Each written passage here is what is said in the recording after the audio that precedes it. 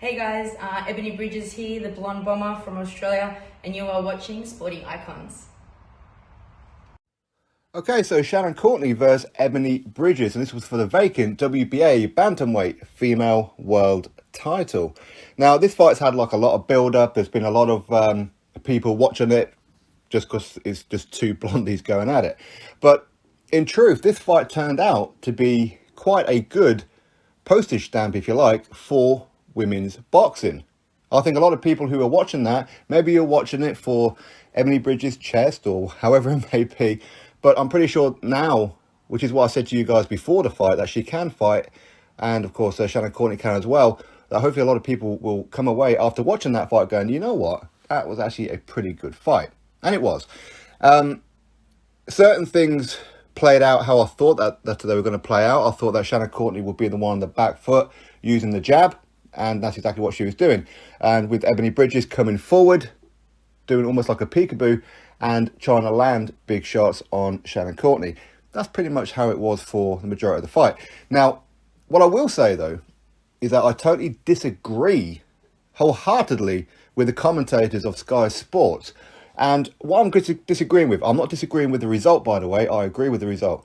But I'm disagreeing with the fact that they were, oh, that's quite comfortably a Shannon Courtenay round. Oh, look at those combinations there.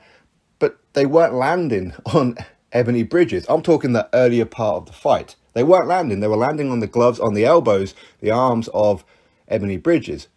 While Shannon was certainly throwing a whole lot more, not too much was landing. But Ebanie Bridges, the punches that she threw were landing.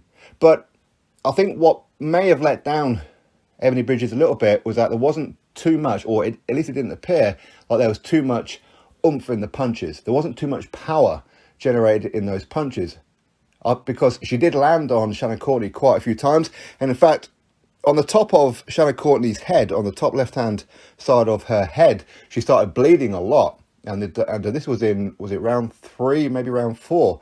And it was quite a lot. And I think that Shannon Courtenay was a little bit concerned about it. But to start with, it was covering her ear. And I thought that maybe that she like split her ear or something like that. But the replays didn't exactly show how it was caused, so I'm presuming that it was a clash of heads somewhere along the lines. Okay, but either way, and I think that's what made it quite a messy, bloodthirsty fight, if you like. But on the inside, you could see that Ebanie Bridges was much the better fighter, especially with the uppercuts. But where Ebanie Bridges, I thought, was kind of letting herself down a little bit was that the one punch that Shannon Courtenay was having pretty good success with was the left hook. And it seemed to have been landing a bit too often from the standpoint of Ebanie Bridges. And in round number 5, she did catch Ebanie Bridges with a huge punch. It was a right on the jaw as Ebanie Bridges was marching forward. And you could see that the legs of Ebanie Bridges just seemed to like stiffen up. Luckily for her, it was towards the end of the round. I think there was about 20 seconds left. She had to hang on for sure. But again, it happened in round number 9 as well, where she caught Ebanie Bridges with another good shot. But I think later on, those kind of shots that were landing on Ebanie Bridges, where I felt that Shannon Courtenay was really starting to take over, was because Ebanie Bridges, she couldn't really see out of her left eye. And you could see there was a huge swelling. And for the last 3, maybe 4 rounds, but definitely for like the last 3 rounds, you could see that the left eye of Ebanie Bridges was certainly giving her some problems. But ultimately, at the end of the day, it was the punches that caused Ebanie Bridges' eye to swell up.